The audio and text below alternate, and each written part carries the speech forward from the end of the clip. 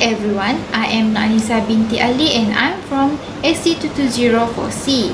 In this video, we will talk about two transactions in sales and collection cycle, which are sales and cash receipt. The first transaction is sales.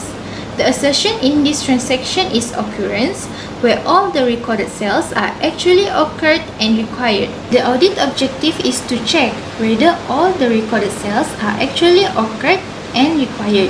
There are 5 classes of transaction and relevant accounts, which are sales, account receivable, cash discount taken, sales allowance and returns, and bad debts expenses.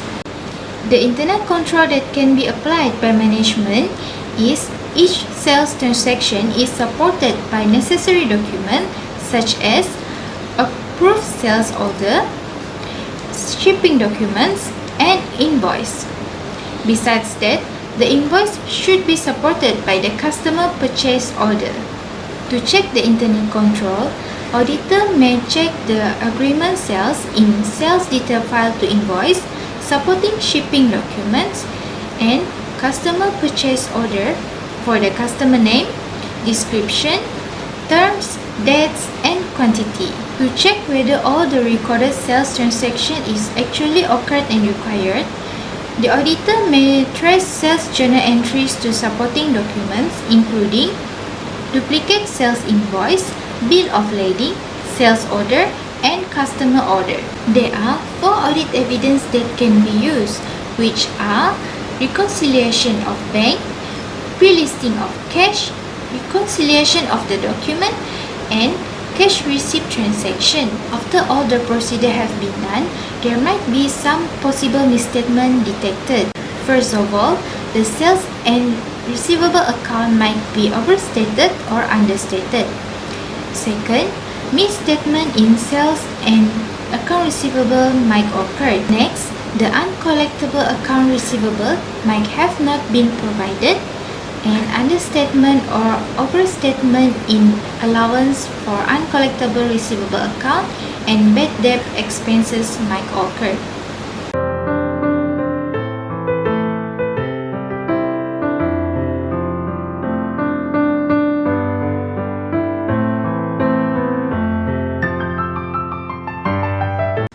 The next assertion is completeness, which is the situation where all sales are recorded completely in the respective account. The audit objective for this assertion is to check whether all sales are completely recorded in the respective account. The accounts related to this transaction is sales, account receivables, cash discount taken, sales return and allowance, and bad debt expense account. The procedure for internal control for this transaction is to make sure that all invoices, shipping documents, and sales orders are pre-numbered and the numerical sequence is checked. To check whether internal control has been conducted accordingly, the auditor could scan documents for numerical sequence, observe client's checking sequence, and trace shipping document to recording in sales detail file. The documents that can be scanned for test of control purpose is bank reconciliation, pre-listing of cash, reconciliation of the document, and cash receipt transaction.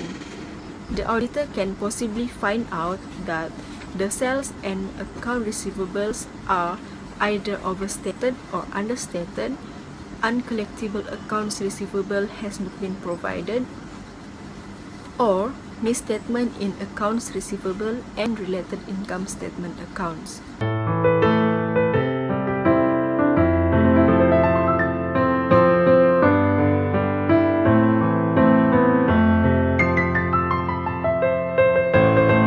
The third assertion is accuracy. What is accuracy? Accuracy can be defined as sales are accurately recorded. The objective is to check whether all recorded sales for the amount of goods shipped are accurately billed and recorded. The class transaction and relevant account consists of sales, account receivable, cash discount taken, sales return and allowance, and lastly, bad debt expenses. Internal control. There are several control procedures in the internal control, which is the first one, the sales are supported by authorized shipping document and approved customer order. The second one, batch totals of quantity ships are compared with quantities billed. The third one, unique selling price are obtained from the price list master files of approved price, and lastly is statements are sent to the customer each month. Audit procedure are divided into two, which is the first one, the test of control and substantive test. For the test of control, there are four. The first one is examine the sales invoice for supporting document. The second one, examine files of batch totals for initial of data control clerk. And the third one, examine of approved price list for accuracy and proper authorization. And the fourth one is observe whether monthly statements are set. For the substantive test, there are three. The first one is trace entry in sales journals to sales invoice. The second one, we compute price and extension of sales invoice. And the third one is trace details on sales invoice to shipping documents, sales order, and customer order. Audit evidence for accuracy assertion consists of bank reconciliation, pre-listing of cash, reconciliation of documents, and cash receipt transactions. The possible misstatements that may be occur are overstatements or understatement of sales and account receivables, uncollectible account receivables that have not been provided for, and overstatements or understatements of sales returns and allowance and the account receivable.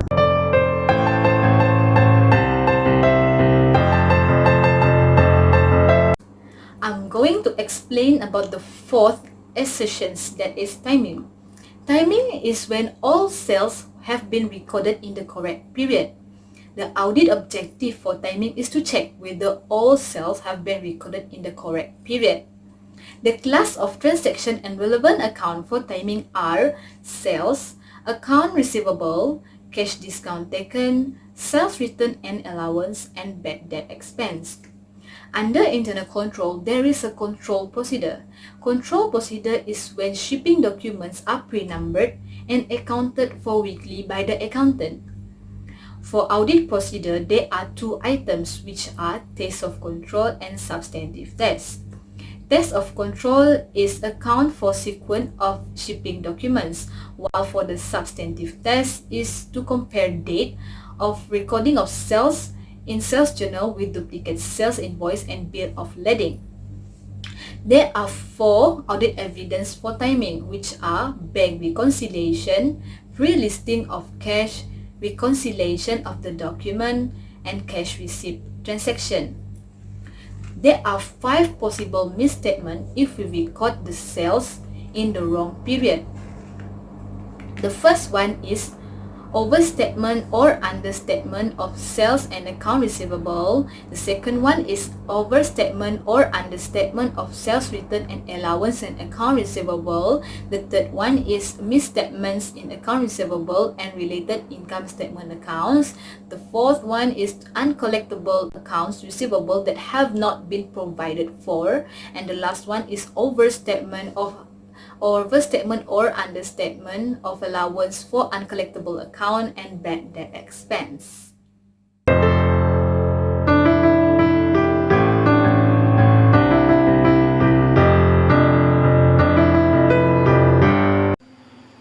So next, I will explain about the fifth assertions, which is classification, where all transactions have been recorded in the proper account. The audit objective is to check whether all transactions have been recorded in the proper account. The classes of transactions involved would be sales, account receivable, cash discount taken, sales return and allowances, and bad debt expense. As for the internal control, we have the control procedure where account classifications are internally verified. For the audit procedure, we have two types, which are test control and substantive test. For the test control, we have to examine documents package for internal verification. For the substantive test, we have to examine duplicate sales invoice for proper account classification. The audit evidence involved would be bank reconciliation, pre-listing of cash, reconciliation of the document, and cash receipt transaction. The possible misstatement that may arise from this transaction would be overstatement or understatement of allowances for uncollectible accounts and bad debt expense.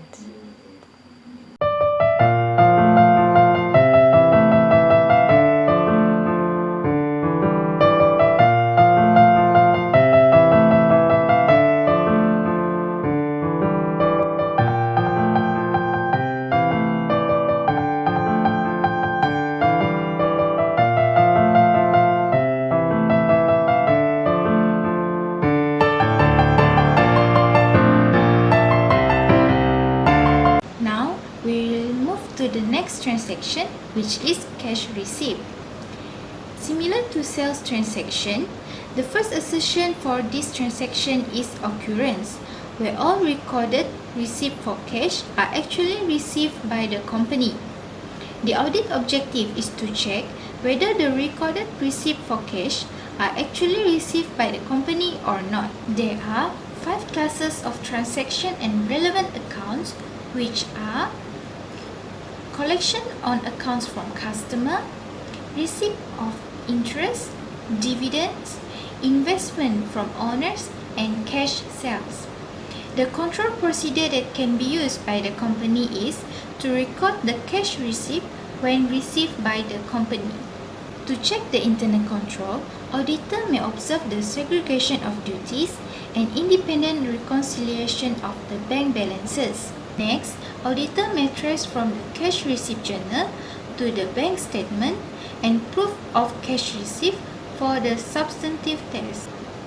There are 3 audit evidence that can be used, which are purchase order, receiving report, and customer's invoice.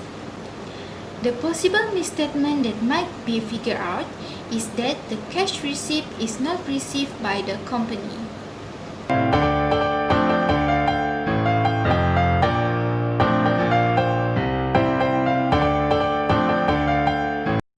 The next assertion is completeness, which suggests that all existing cash receipt has been recorded. The audit objective for this assertion is to check whether all existing cash receipt has been recorded in the financial statement. The classes of transaction and accounts related to this assertion are receipt of interest, dividends, investment by owner, and cash sales.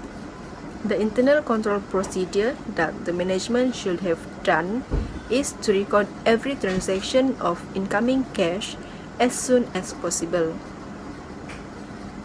To check whether internal control has been conducted accordingly, the auditor should observe immediate preparation of incoming check listing and endorsement of incoming check. The auditor also can trace delivery notes or sales invoice to entries in sales day book and debtors ledger cash. Besides that, the auditor can trace the incoming check listing with the bank statement and cash receipt journal.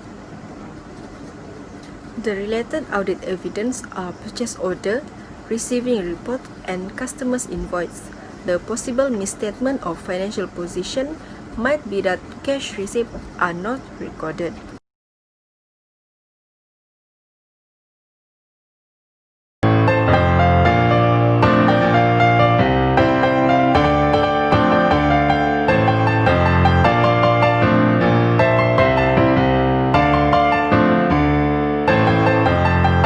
Accuracy for cash receipt is occur when cash receipt is recorded at the deposited and recorded at the amount received. The objective is to check whether all cash receipt deposited and recorded at the amount received. Internal control. There are several internal procedures in the internal control, which is the first one, accountant independently reconciles the bank account. The second one, the batch totals for the cash receipt are compared with computer summary reports. The third one, statements are sent to the customer each month. Audit procedure are divided into 2, which is the first one, test of control, and the second one, substantive test. For the test of control, there are three. The first one, review periodic bank reconciliation prepared by independent person. The second one, observe whether the accountant reconciles the bank account. The third one is examine the files of batch totals for initials of data control clerk. For a substantive test, there are three. The first one is trace from cash receipt journal to sales invoice, bank statements, and cash receipt journal. The second one is obtain pre-listing of cash receipt and trace amounts to the cash receipt journal, testing for names, amounts, and dates. The third one is prepare proof of cash receipt. The audit evidence for accuracy accession consists of purchase order, receiving reports, and customer invoice. There are two possible misstatements that may be occur. The first one is the recorded amounts received from the cash receipt are understated or overstated. The second one is misstatement of amounts in the cash receipt in the transaction.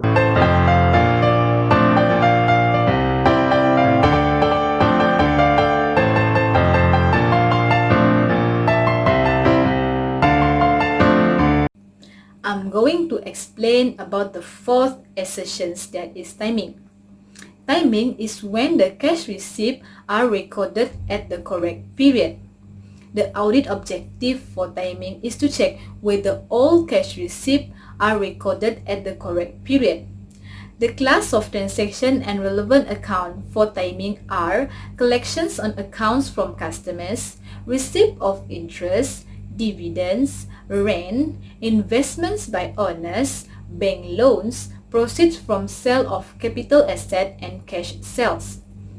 Under internal control, there is a control procedure. The control procedure is to deposit all cash receipts intact as soon as feasible, preferably on the day they are received or on the next business day. Undeposited cash is more susceptible to misappropriation. For audit procedure, there are two items which are test of control and substantive test. Test of control is to examine evidence for daily deposit of cash receipt and review of bank reconciliation, while for the substantive test is to compare dates of cash receipt listing, pay-in slip, and entries in cash book. There are three audit evidence for timing, which are purchase order, receiving report, and customer's invoice. The possible misstatement if we record it wrongly is the cash receipt will be recorded in the wrong period.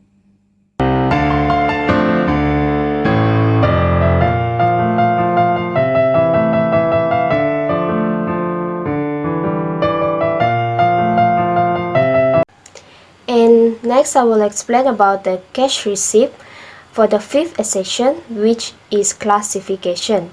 The cash receipt transactions are properly classified and recorded in the correct amount.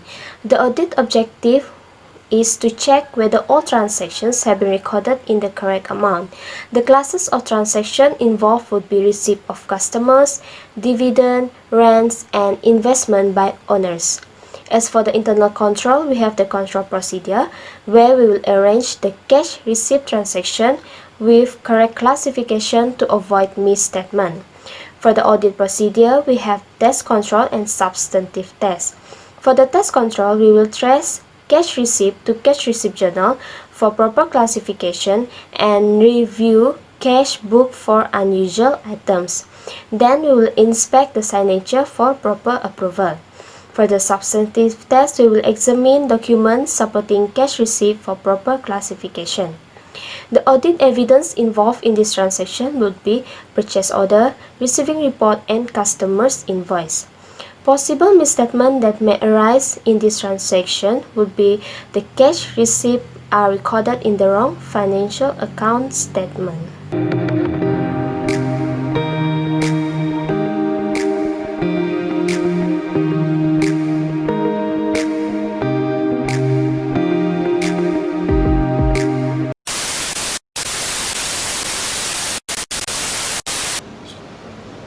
On accounts from customer,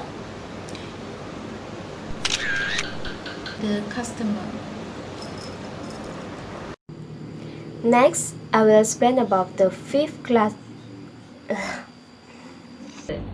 There are two items under audit procedure, that is test of control and substantive test. Audit pula. Their third accession is accuracy. What is accuracy? Accuracy can be defined as the all